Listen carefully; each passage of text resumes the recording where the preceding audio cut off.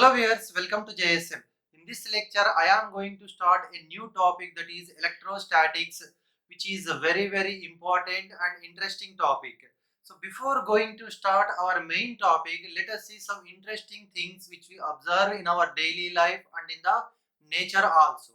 Okay, for example, why electrical appliances like iron boxes, refrigerators, washing machines, they have three pins in the power supply cable like this. Okay, see here we have three pins. What is the reason? I will explain. Okay, and why does the comb attract the pieces of paper? And another thing which we observe in the nature during the rainy season, so we observe lightning followed by we hear some sound which is called thunder. Okay, what is the reason for that? So all these things have single answer, that is electric charge. What is the reason for this? Electric charge. Okay, let us see these two. Okay, so here we are saying that this type of electrical appliance have three pins in their power supply cable. What is the reason why we are using that? Because very simple. Okay, so this electrical appliances, sometimes there may be some failure in the insulation, or there may be some damage in their body. Due to that, what happens? Some charge is stored on their body. Okay, or some charge is accumulated on their body. In that case, what happens if we touch them? See, all of these generally frequently we have to touch them, right? Okay, when we touch, in that case, what happens? The charge is transfers into our body. That is dangerous, right? Okay, so to avoid that problem, okay, if charge is present due to any damage or defect, okay, to avoid that problem, this third pin is used. What happens if it present means that extra charge accumulated transfers to the ground or earth through this third pin. Okay, that extra charge is transferring to the ground because ground can accept any number of charge, right? Okay, so that's why this third pin is used. And another thing, see, if we rub the comb, okay, if you rub the comb with a dry cloth, or if we comb our hair by using this, it attracts some small pieces of paper. What is the reason for that? Okay, see here, generally any body made up of atoms, right? So every body that is made up of atoms. Atoms contains protons, electrons and neutrons, right? Okay, general atoms are electrically neutral.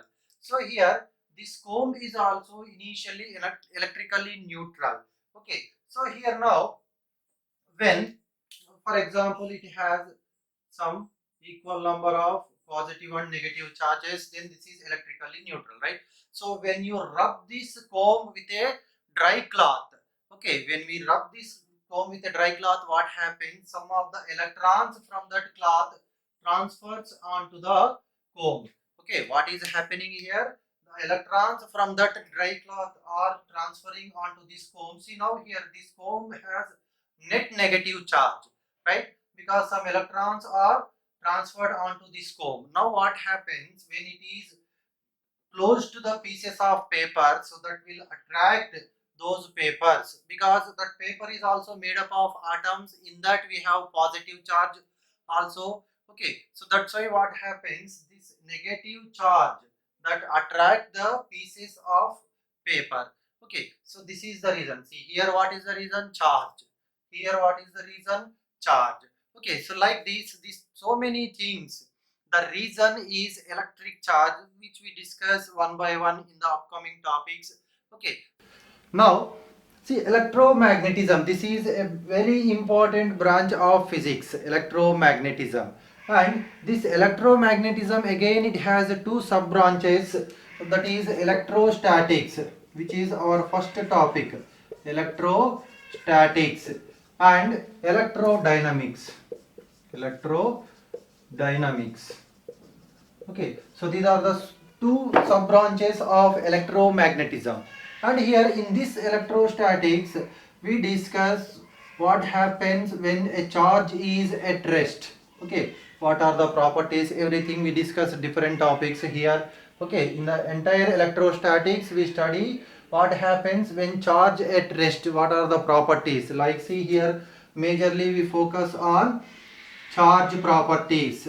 Okay, charge properties and electric fields See, these all we discuss one by one, and also potential and capacitors. Okay, so these we discuss in the electrostatics category. And electrodynamics, here in the electrodynamics we discuss when the charge is in motion. Okay, charge is in motion. So here we majorly deal with electric current. Okay, electric current. What is electric current? Nothing but this is the flow of charge. Okay, flow of charge. And also here this, when the charge is in motion, that produces magnetic field, and that all those things we discuss in the magnetism. Okay, the magnetism we discuss. And another one we discuss after this, electromagnetic induction.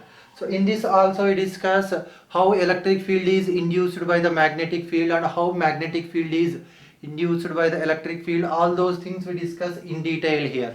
And another one here we discuss alternating current, AC.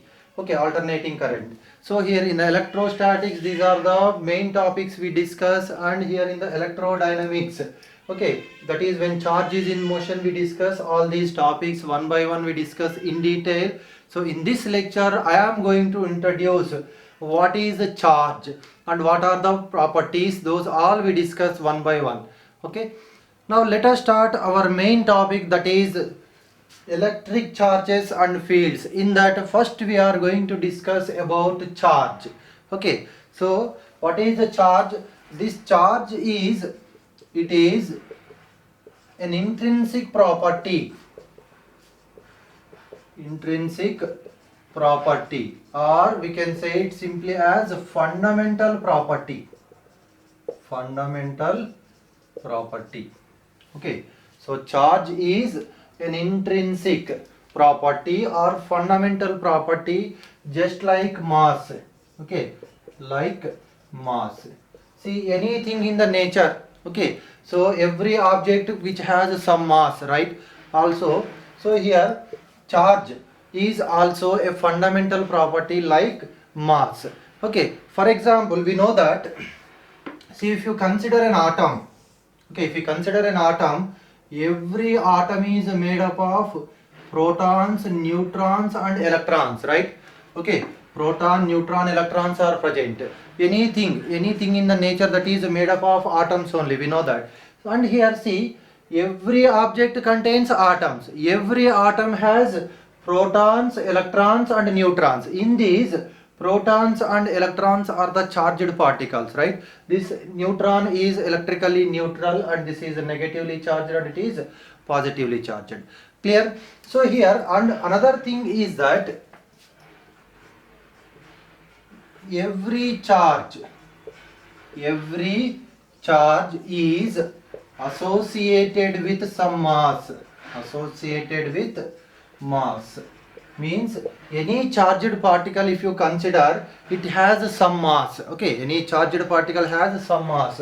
See, for example, electron, 9.1 into 10 power minus 31 kg is the mass of an electron, right? Okay, so like that. So any charged particle, okay, every charge, it is associated with some mass. Okay, but remember that every mass is not associated with charge. Okay, see here, neutron, it has some mass, but it do not have any charge. It is neutral, right? Okay, clear? Every charge is having some mass, but every mass does not have charge. Best example is neutron. Okay, see here we are discussing about the charge, and also here we are discussing about mass also, right? Okay, both are fundamental properties. Let us see some important differences between the charge and mass. Okay, see here, let us take charge and here mass. See, this charge may be positive or negative. So no, charge may be positive or negative. We have two types of charges, right? And one more thing here, see, positive and positive charge, if we consider, they repel each other, right? See, like this, they repel each other. On the same manner, if we consider two negative charges, they also repel each other. Okay, so two positive charges or two negative charges like this, see, they repel each other, right? Repel each other.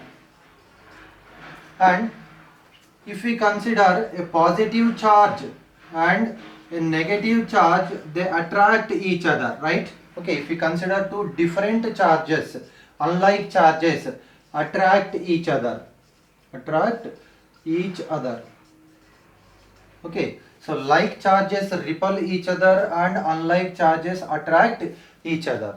And here if we consider the mass, mass is always, okay, mass is always a positive quantity. Okay, mass is always positive only. See, we cannot say minus 1 grams or minus 10 kilograms like that. Okay, how small it may be, definitely the mass is always positive only. Whatever it is, the very small particle you consider, its mass is positive.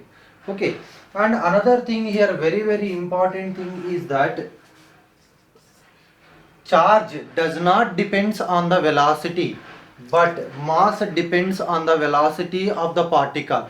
Okay, very important. See, if we consider, according to the special theory of relativity, we have a relation, okay, 1 minus v square by c square. See here, m is equal to, what is m here is that mass of a moving object, mass of moving object or particle, and this is the mass at rest. Okay, when that is not at all moving anywhere, that is the mass is m naught, and here m is the mass of a moving object. Okay, if same particle is moving, so that is m equal to m naught by square root of 1 minus v square by c square. See, this is the velocity of light and this is the velocity of that particle or object which we are discussing here. Okay, so here from this relation we can say that, see, mass that depends on the velocity. So no, mass depends on the velocity. As the velocity changes, suppose if you consider me, when I stand here my mass is different, when I move like this my mass is different. Okay, so mass definitely depends on the velocity. Okay, clear? Okay, and here if you consider the charge, okay, it does not depends on velocity. Okay, clear? So these are the two major differences between the charge and mass. Charge is positive or negative, mass is always positive. And another important thing, mass depends on the velocity of the particle or object which we are observing. Okay, and charge, this does not depends on the velocity. Whatever it is the velocity, charge is fixed only. Okay, so this is the major difference between the charge and mass. And see here one more thing here,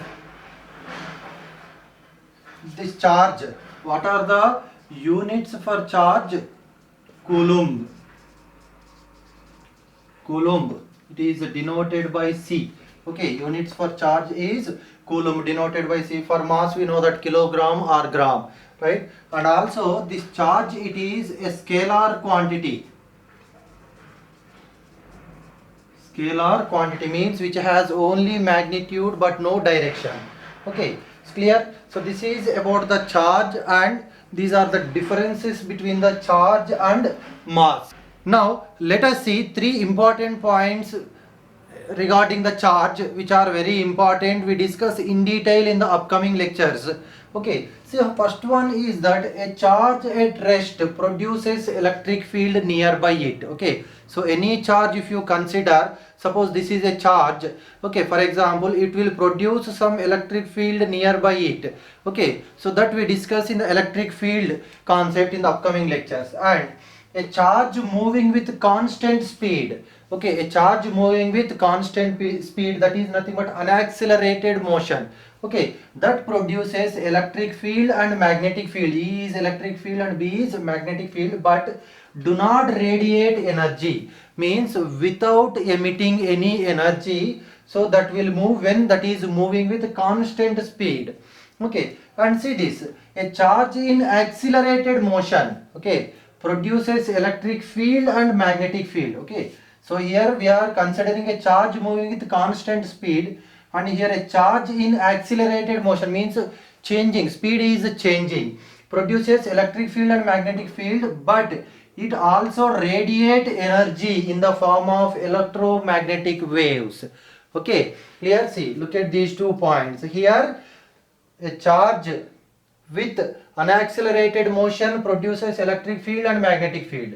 Same, a charge with accelerated motion also produce electric field and magnetic field, but here it do not radiate energy, but here it radiate energy in the form of electromagnetic waves. Okay, so all these concepts we discuss in detail in the next lectures. So thank you for watching.